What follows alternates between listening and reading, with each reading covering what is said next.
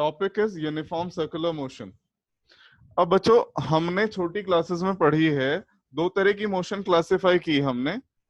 One kind of motion is called uniform motion and the other kind is called non uniform motion.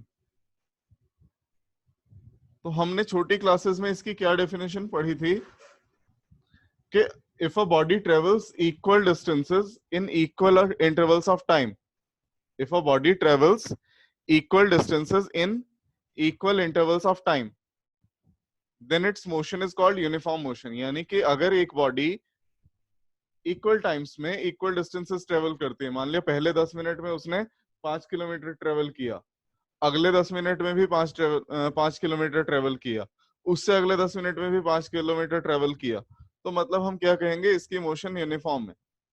और अगर equal distances unequal times में travel कर रही है, अगर equal distances unequal times में travel कर रही है, या हम इस तरह से बोलें कि इक्वल टाइम्स में अनइक्वल डिस्टेंसेस कवर हो रहे हैं। फॉर एग्जांपल से पहले 10 मिनट में 5 किलोमीटर, अगले 10 मिनट में 8 किलोमीटर, अगले 10 मिनट में 10 किलोमीटर, तो हम कहेंगे ये मोशन नॉन यूनिफॉर्म है।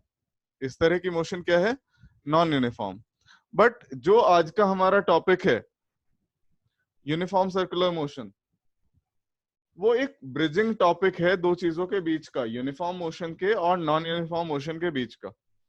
इन दोनों में अगर हम बेसिक डिफरेंस देखना चाहें तो बेसिक डिफरेंस क्या है, हमको ये अपीयर होता है कि इस तरह की मोशन में कोई एक्सेलरेशन नहीं होता, कोई एक्सेलरेशन नहीं होता, और इस तरह की मोशन में क्या होता है, एक्सेलरेशन और रिटार्डेशन। मतलब या तो एक्सेलरेशन है, यानी कि या तो स्पीड बढ़ रही है या स्पीड घट रही है। यूनिफॉर्म सर्कुलर मोशन दोनों को रिलेट करता है। ये एक तरह की यूनिफॉर्म मोशन है बट इसमें एक्सेलरेशन एक्ट करता है। तो ये जो कॉन्ट्रडिक्शन है कि नाम कह रहा है यूनिफॉर्म सर्कुलर मोशन और मैंने अभी क्या बोला कि इसमें एक्सेलरेशन एक्ट करता है, इस कॉन्ट्रडिक्शन को हमें समझना है कि ये विरोधाभास जो हो रहा है, ये जो कॉन्ट्रडिक्शन हो रहा है, ये क्यों हो रहा है और ये क्या है। तो जो लोग अभी आए हैं उनके लिए मैं एक बार रिपीट कर देता हूं। हमने कहा in case of uniform motion there is no acceleration, there is no acceleration, and in case of non-uniform motion acceleration acts। in case of uniform circular motion acceleration भी होता है और वो मोशन यूनिफॉर्म भी होती है। तो दोनों चीजें कैसे एक साथ हो सकती हैं, आज हमें ये एक्सप्लेन करना है, देखेंगे कैसे। तो पहले तो डिफाइन कर लेते हैं what is uniform circular motion, इसके बाद अगर इसमें कोई डाउट होगा तो मुझसे पूछना। फिलहाल हम सबसे पहले डिफाइन कर रहे हैं what is uniform circular motion. तो देखिए, हम कहेंगे if an object travels on a circular path, travels on a circular path with uniform speed, or we can say with constant speed, with constant speed, then its motion is called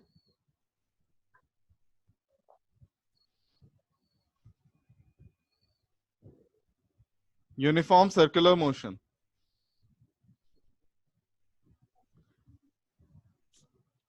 uniform circular motion.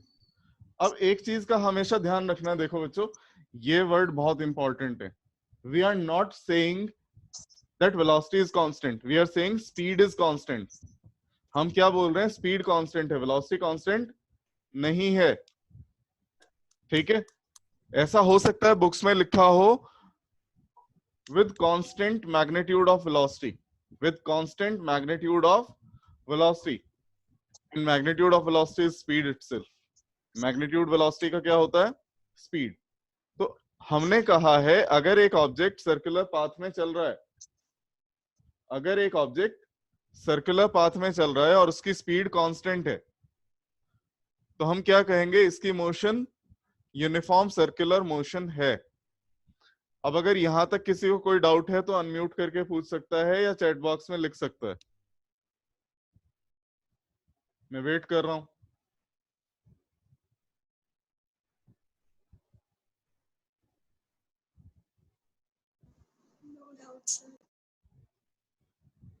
चलिए, कोई doubt नहीं है। तो uniform circular motion का example क्या हो सकता है? और मैं ये नहीं कह रहा हूं कि एग्जाम्पल ये होता है, मैं कह रहा हूं क्या हो सकता है। दोनों बातों में क्या अंतर है?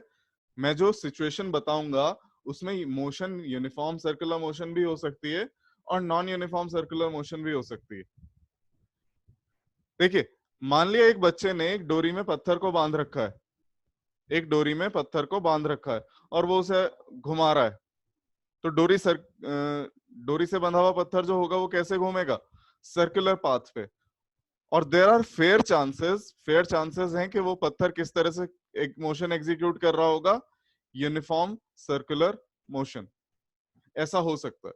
अगर वो बच्चा जो घुमाने की स्पीड है वो बार बार चेंज कर रहा है, तो वो मोशन क्या हो जाएगी? Non uniform circular motion. वो मोशन क्या हो जाएगी? Non uniform circular motion.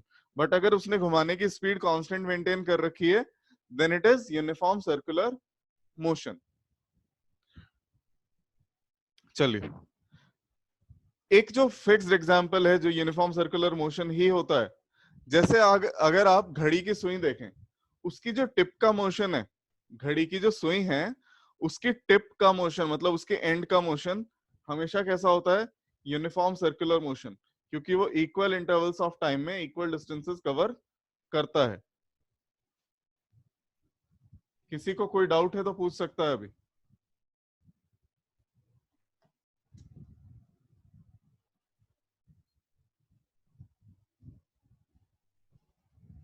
हमने एग्जाम्पल ये दिया था बच्चों, मान लिया ये एक घड़ी है 12, 6, 3, 9।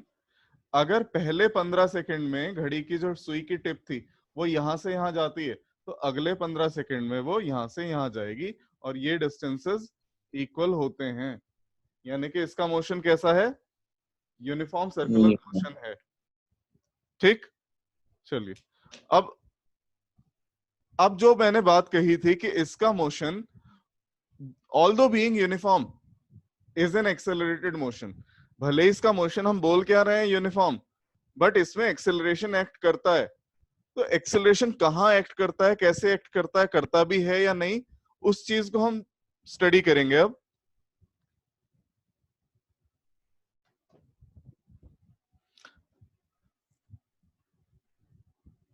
देखो बच्चों, ये एक सर्कुलर पाथ, ये इस पाथ का सेंटर O। एक ऑब्जेक्ट इनिशियली यहां है, से पॉइंट P पर। कहां है? पॉइंट P पर। और वो इस सेंस में घूम रहा है, मतलब इधर से इधर जा रहा है बार बार। इस समय इसकी वेलोसिटी की डायरेक्शन होगी along the tangent at point P। मैं बोल रहा हूं से दिस वेलोसिटी इज v1। थोड़ी देर बाद वो पार्टिकल यहां आ गया Q पर। अब वेलोसिटी की डायरेक्शन क्या होगी? Tangent at point Q। उसके बाद आ जाता है से पॉइंट R पर। अब वेलोसिटी की direction tangent at point R। कुछ देर बाद आ जाता है से S पर। अब वेलोसिटी की direction tangent at point S। तो ध्यान से देखो बच्चों, स्पीड नहीं बदल रही, भले ही वेलोसिटी की डायरेक्शन तो लगातार बदल रही है। ये इस डायरेक्शन में थी, ये इसमें है, ये इसमें है, ये इसमें है। वेलोसिटी की डायरेक्शन लगातार चेंज होती जा रही है। ऐसे केसेस में क्या बोलते हैं कि जो एक्सेलरेशन है वो कर क्या रहा है? एक्सेलरेशन वेलोसिटी के मैग्नीट्यूड को यानी कि स्पीड को नहीं बदल रहा। किसको बदल रहा है? डायरेक्शन को। तो for sure there is an acceleration. ये पक्की बात है, ये तय है कि एक्सेलरेशन है यहां। एक्सेलरेशन कर क्या रहा है? एक्सेलरेशन सिर्फ और सिर्फ वेलोसिटी की डायरेक्शन को लगातार चेंज कर रहा है, उसकी मैग्नीट्यूड को यानी कि स्पीड को चेंज नहीं कर रहा है। किसी भी वेक्टर को अगर हमें चेंज करना हो तो तीन मेथड्स होते हैं, either by changing its magnitude, और बाय चेंजिंग इट्स डायरेक्शन, और बाय चेंजिंग बोथ। मैग्नीट्यूड और डायरेक्शन दोनों को बदल सकते हैं। तो यहां जो चेंज हुआ है वो सिर्फ और सिर्फ डायरेक्शन में हुआ है। तो कुल मिला के एक्सेलरेशन का रोल क्या रहा यहां? Acceleration is used to change the direction of velocity continuously. किसी को कुछ पूछना है तो पूछ सकता है अभी।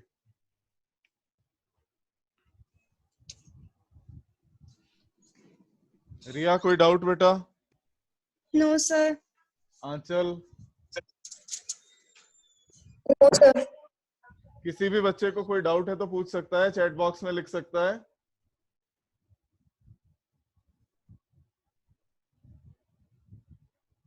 चलिए कोई बात नहीं, मैं एक बार पूरी बात अपनी रिपीट कर देता हूं। स्टार्टिंग से हमने क्या कहा? हमने बोला अगर कोई ऑब्जेक्ट सर्कुलर पाथ में कांस्टेंट स्पीड से मूव कर रहा है तो उसकी मोशन को कहा जाता है यूनिफॉर्म सर्कुलर मोशन। उसकी मोशन को कहा जाता है यूनिफॉर्म सर्कुलर मोशन। फिर मैंने बोला भले ही ये मोशन का नाम यूनिफॉर्म सर्कुलर मोशन है, पर इसमें एक एक्सेलरेशन एक्ट करता है, और एक्सेलरेशन की डायरेक्शन हम बाद में निकाल लेंगे, अभी निकाल लेंगे। एक्सेलरेशन का काम क्या होता है? एक्सेलरेशन का काम होता है वेलोसिटी की डायरेक्शन को लगातार चेंज करते रहना। एक्सेलरेशन वेलोसिटी के मैग्नीट्यूड को चेंज नहीं करता, किसे चेंज करता है? डायरेक्शन को। अब हम चाहते हैं कि एक्सेलरेशन जो एक्ट कर रहा है उसकी हमें वैल्यू पता चल जाए, उसकी हमें वैल्यू पता चल जाए कि कितना एक्सेलरेशन एक्ट कर रहा है। और उससे भी पहले एक और बात कि एक्सेलरेशन किस डायरेक्शन में एक्ट कर रहा है। एक्सेलरेशन किस डायरेक्शन में एक्ट कर रहा है। तो एक्सेलरेशन किस डायरेक्ट में एक्ट कर रहा है वो हम एक एग्जांपल के थ्रू समझते हैं, रियल लाइफ एग्जांपल। उससे अंदाजा हो जाएगा किधर एक्ट कर रहा है। मैथमेटिकली बाद में करेंगे, फिलहाल समझते हैं एग्जाम्पल के बेसिस पे।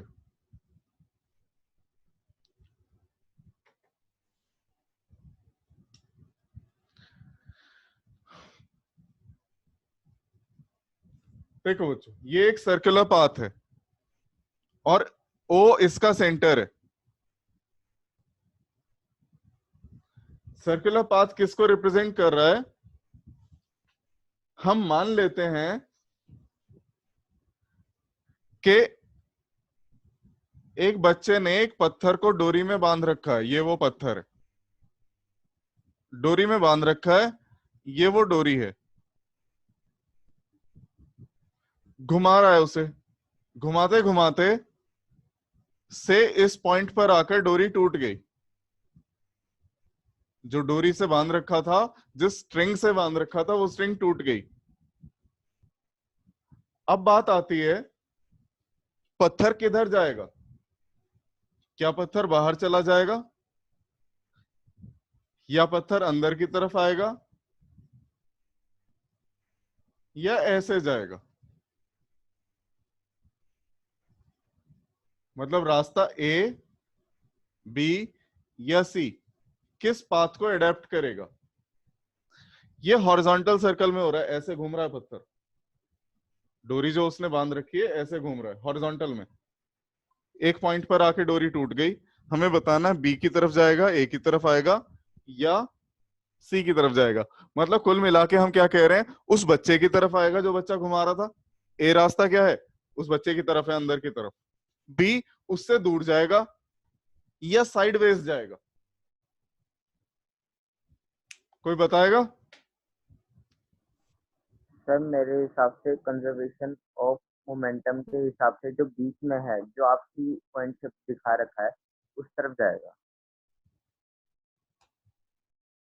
बेटा कौन, मतलब आपका नाम क्या है, कौन बोल रहे थे? सर दीपक।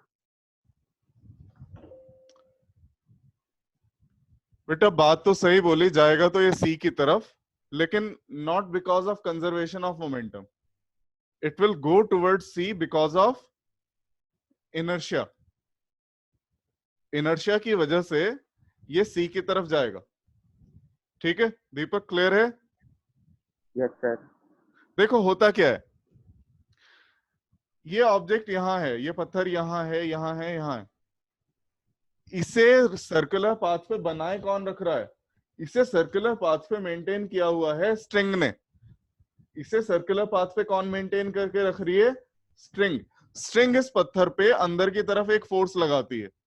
स्ट्रिंग क्या करती है? इस पत्थर पर अंदर की तरफ एक फोर्स लगाती है, जिससे ये पत्थर सर्कुलर पाथ में बना रहता है। जिससे ये पत्थर क्या बना रहता है? सर्कुलर पाथ में। जब ये स्ट्रिंग टूट जाती है तो वो अंदर वाला फोर्स हो जाता है खत्म। अंदर वाला फोर्स खत्म हो गया। अब ये किधर जाएगा? अब ये जाएगा अपने इनर्शिया को फॉलो करते हुए, यानी कि जिस पॉइंट पर इसकी स्ट्रिंग टूट गई उस समय जो वेलोसिटी की डायरेक्शन होगी टेंजेंशियल, उधर जाएगा। उस समय जो वेलोसिटी की डायरेक्शन होगी ये उधर जाएगा। एक और एग्जांपल समझ सकते हैं हम कि फोर्स की डायरेक्शन किधर है। देखो, मान लिया तुम्हारा एक दोस्त भाग रहा है और भागते भागते आपने उसका हाथ पकड़ लिया। आप रुके हुए हैं, आपने उसका हाथ पकड़ लिया, ना तो आप हाथ छोड़ना चाहते हैं, ना वो भागना बंद करता है। तो वो आपके अराउंड किस तरह के पाथ में घूम सकता है? सर्कुलर में। आप भी एक जगह पे खड़े घूमते रहिए और वो भी आपके चारों ओर सर्कुलर पाथ में घूम सकता है। ना वो रुक रहा है, ना आप उसे छोड़ रहे हैं। तो आप फोर्स किस तरफ लगा रहे हैं उस पर? अपनी तरफ। तभी जाके वो सर्कुलर पाथ में घूम रहा है। आपने फोर्स किधर लगाया है? अपनी तरफ, मतलब सर्कुलर पाथ के सेंटर की तरफ। क्लियर है मेरी बात या नहीं? किसी को कोई डाउट है तो अनम्यूट करके पूछ ले।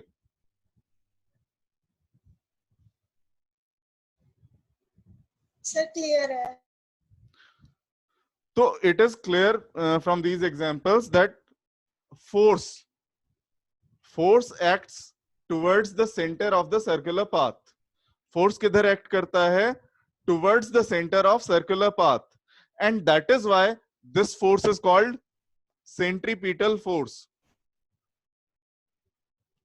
centripetal force. centripetal का मतलब क्या होता है?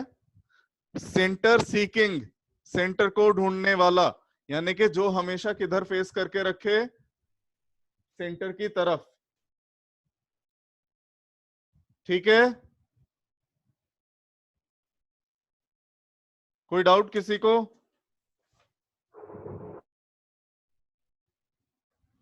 अगर कोई डाउट है चैट बॉक्स में लिख लो या अनम्यूट करके बता दो बच्चों।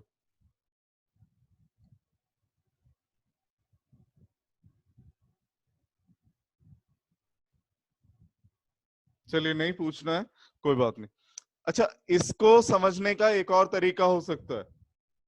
हमने जो सब कुछ कहा एग्जाम्पल के थ्रू, इसको समझने का एक और तरीका हो सकता है मैथमेटिकली। हम काइनेटिक एनर्जी के कंसेप्ट से इसे एक्सप्लेन कर सकते हैं कि जो फोर्स लगता है वो किधर लगता है? वेलोसिटी के परपेंडिकुलर अंदर की तरफ। वेलोसिटी के परपेंडिकुलर अंदर की ओर। कैसे, वो देखेंगे।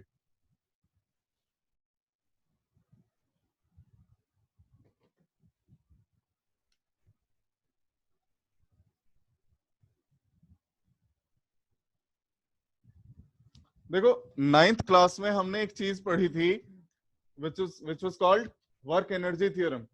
वर्क एनर्जी थ्योरम अगर नहीं भी पढ़ा है तो बहुत शॉर्ट में मैं एक्सप्लेन कर देता हूं। वो थ्योरम कहती है कि किसी भी बॉडी पर जो वर्क किया जाता है, किसी भी बॉडी पर जो वर्क किया जाता है, वो उसकी काइनेटिक एनर्जी में चेंज के फॉर्म में अपीयर होता है। Work done on a body is equal to change in kinetic energy of that body. Work done on a body is equal to change in kinetic energy of that body. अब देखो, kinetic energy में change क्या होता है? Half M V final square minus half M V initial square. V क्या है? यहां speed है। वी यहां वेलोसिटी नहीं है, वी क्या है? यहां स्पीड। तो हम क्या कहेंगे? स्पीड तो सेम है यूनिफॉर्म सर्कुलर मोशन में, तो half M V square minus V square which is 0। So work done is 0। अब वर्क डन 0 कब हो सकता है? जब फोर्स डॉट डिस्प्लेसमेंट 0 हो।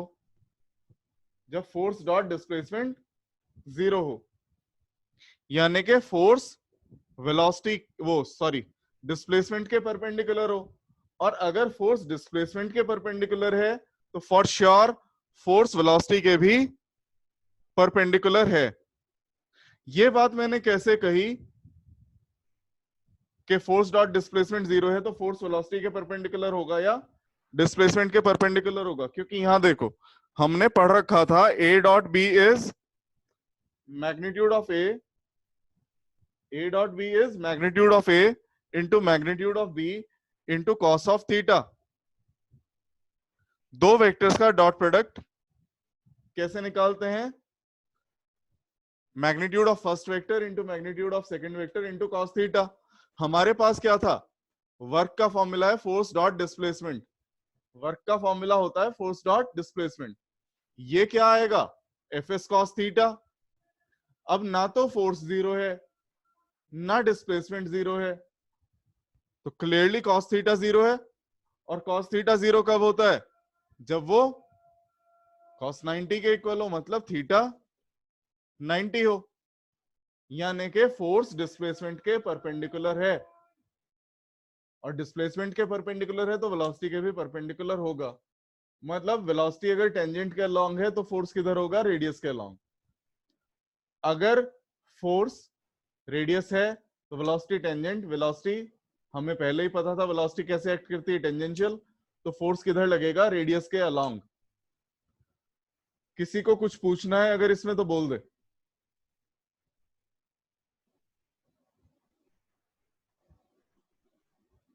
और अगर ये बहुत कॉम्प्लेक्स लग रहा हो तो पहले वाला ट्रीटमेंट हमने करा ही है, उससे समझ में आ ही गया था कि फोर्स किधर लगता है? अंदर की तरफ। कोई डाउट किसी को है तो बोले बच्चों। No sir. चलो बच्चों, फिर डायरेक्शन पता चल गई। अब बस इसकी वैल्यू निकाल लेते हैं। लास्ट टॉपिक है, we have to find the value of centripetal acceleration और सेंट्रीपिटल फोर्स।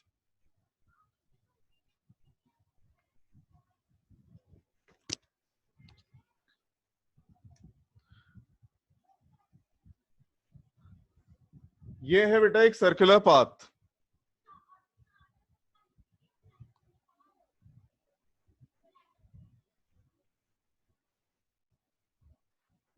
और इसको रफ में नोट करते रहना साथ साथ, समझ में नहीं आएगा वरना। ये मैं ये कह रहा हूं, स्टार्टिंग में ऑब्जेक्ट सर्कुलर पाथ है जिसकी रेडियस है स्मॉल आर। स्टार्टिंग में ऑब्जेक्ट पॉइंट पी पर था। वेलोसिटी की डायरेक्शन क्या होगी? ये। अगर रोटेशन की सेंस ये है तो वेलोसिटी की डायरेक्शन होगी ये। इसे बोल रहा हूं मैं v1। इसे क्या बोला हमने? v1। थोड़ी देर बाद ऑब्जेक्ट आ गया पॉइंट Q पर। अब वेलोसिटी की डायरेक्शन क्या होगी? ये वैल्यू क्या है? v2। मैं ये कह रहा हूं अगर OP और OQ में एंगल है डेल थीटा, अगर OP और OQ में एंगल कितना है? डेल थीटा, तो वेक्टर v1 और वेक्टर v2 में भी एंगल डेल थीटा होगा।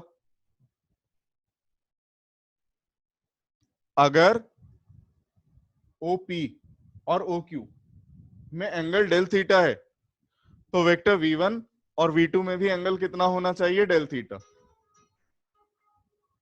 अब जिनको ये बात समझ में नहीं आ रही है क्यों, वो दो तरह से समझाता हूं। पहली बात तो ये है, देखिए OP ये लाइन है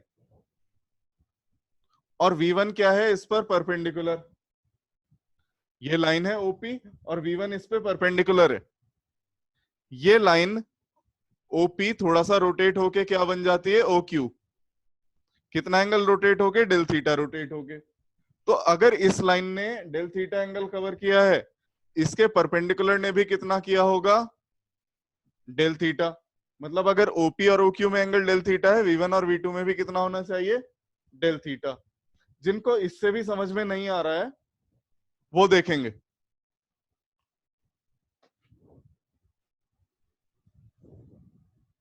बेटा मैं यहां बना लेता हूं, थोड़ा सा इजी बन जाएगा डायग्राम। P पॉइंट मैंने बोल दिया यहां है, और से ये डायरेक्शन है किसकी?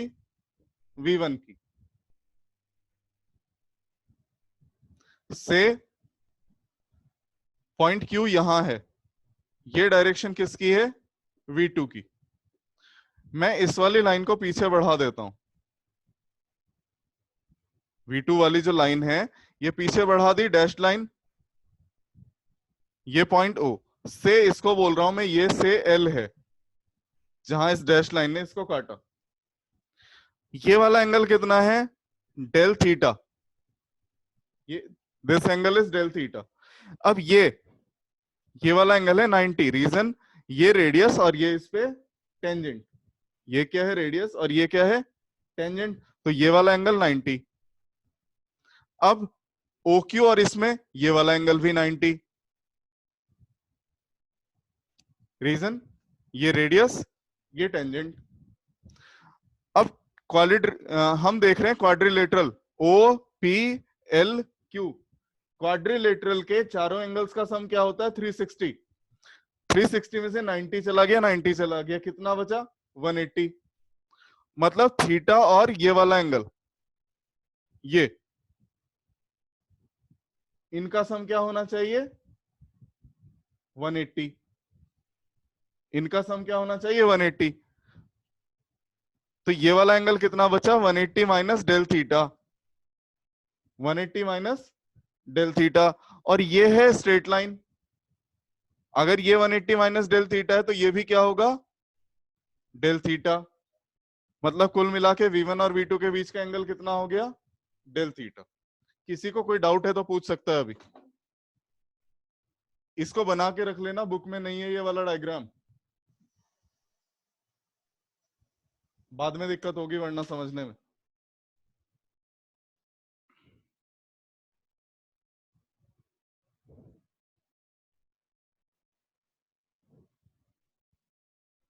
पूछना है बच्चों किसी को कुछ? No sir. No sir. ये डायग्राम बना लो जल्दी। जब बना लोगे बता देना, फिर मैं आगे कर रहा हूँ। सर हाँ जी सर हम डेल थीटा की जगह थीटा लेते, बेटा। जैसा आपने डेल थीटा लिया डेल कुछ डेल अलग है। रिप्रेजेंट करता है चेंज को, डेल्टा रिप्रेजेंट करता है चेंज को, ठीक है। और जो हम लेते हैं ना एक्सीलरेशन या वेलोसिटी, वेलोसिटी बेसिकली होती है change in displacement divided by change in time. जो हम छोटी क्लासेस में लिखते थे ना, velocity equals to displacement upon time, वो फॉर्मूला टेक्निकली रॉन्ग है। Yes, sir. Actual formula is change in displacement divided by change in time. तो हम चेंज की फॉर्म में ही लिख रहे हैं, ठीक।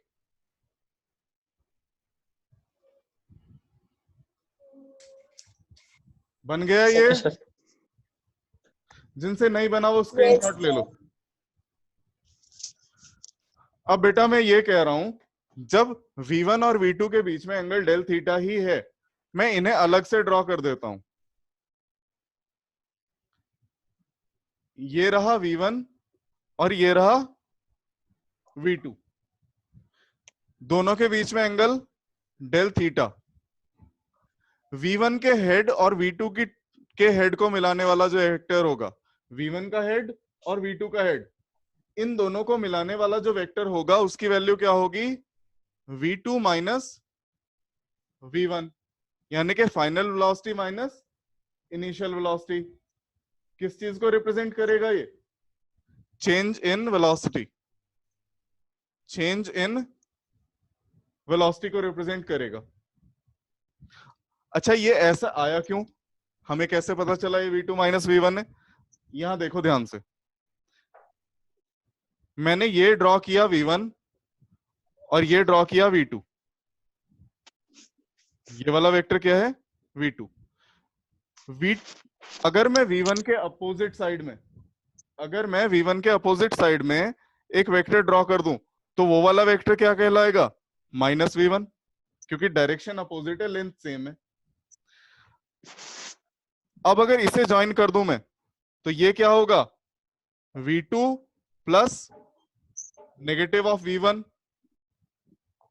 ये वाला वेक्टर क्या हुआ? इधर से इधर वाला V2 प्लस माइनस V1, यानी कि V2 माइनस V1। और अगर ये इसके इक्वल है तो इसके पैरेलल वेक्टर जो होगा वो भी क्या होगा? V2 minus V1। मैं रिपीट कर देता हूं अपना स्टेटमेंट। ये वेक्टर V1 है, ये वेक्टर V2 है।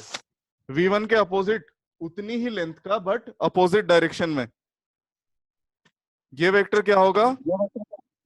Minus V1। This vector is -v1।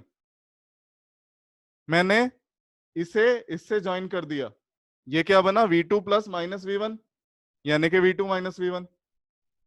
तो ये चेंज इन वेलोसिटी को रिप्रेजेंट कर रहा है। अच्छा बच्चों, मीटिंग में 3 मिनट बचे हैं सिर्फ, मैं इसे जल्दी कवर कर रहा हूं। अगर किसी को कोई डाउट आएगा तो मुझे कॉल करके पूछ लेना। अब बच्चों एक बात देखो, वेलोसिटी का मैग्नीट्यूड तो नहीं बदल रहा है, मतलब इसका मैग्नीट्यूड भी क्या है v और इसका मैग्नीट्यूड भी क्या है v, क्योंकि स्पीड नहीं बदल रही। वेलोसिटी के मैग्नीट्यूड को क्या बोलते हैं? स्पीड, और स्पीड चेंज नहीं हो रही। अब ध्यान से देखो, इन दोनों साइड्स के बीच का एंगल कितना है? Del theta. ओपी और ओक्यू के बीच का एंगल कितना है? Del theta. इन साइड्स का रेशो क्या है? v by V 1। इन साइड्स का रेशो क्या है? r by r 1। मतलब ट्राइंगल, इस ट्राइंगल को बोल देता हूं मैं L M N. Triangle L M N और ट्राइंगल ओपीक्यू सिमिलर ट्राइंगल है। Triangle L M N and triangle OPQ are similar triangles. Reason similarity का क्या है? इसकी कोरिस्पॉन्डिंग साइड्स जो हैं उनका रेशो सेम है और उन्हीं कोरिस्पॉन्डिंग साइड्स के बीच का एंगल भी सेम है। तो दीज आर सिमिलर ट्राइंगल्स। अगर सिमिलर हैं तो अगेन वही बात, इनकी कोरिस्पॉन्डिंग साइड्स का रेशो क्या होगा? सेम होगा। ये वाली साइड ये किसको रिप्रेजेंट कर रही है? चेंज इन वेलोसिटी को, यानी कि डेल्टा वी डिवाइडेड बाय ये वाली साइड, यानी कि v must be equal to this side PQ, और इसको मैं बोल रहा हूं डेल्टा S। इसको क्या कहा जा रहा है? Delta S। बेटा ये एंगल डेल थीटा इतना छोटा है कि ये जो कर्व्ड लाइन है PQ, जो कर्व्ड लाइन PQ है और ये जो स्ट्रेट लाइन PQ है, ये दोनों सेम लेंथ की हैं। This angle is so small that curved line PQ and dashed line PQ are of same length। तो हम क्या कह सकते हैं? डेल्टा V अपॉन V किसके इक्वल होगा? Delta S upon R, corresponding sides का रेशो। इस V को मैं इधर ले जाता हूं, delta V equals to V upon R into delta S, और अब दोनों साइड में किससे डिवाइड कर रहा हूं? डेल्टा T से। Delta V upon delta T is V upon R delta S upon delta T। Change in velocity divided by change in time is acceleration, and change in displacement divided by change in time is velocity. So V upon R into V implies that acceleration equals to V square upon R. तो बच्चों time भी पूरा हो गया, ये derivation भी पूरा हो गया। आज की क्लास यहीं खत्म करते हैं, चैप्टर कंप्लीट है। अगर किसी को कोई डाउट होगा तो मुझे कॉल कर लीजिएगा, मेरा एयरटेल वाला नंबर 9634 वाला, उस पर कॉल कर लीजिएगा।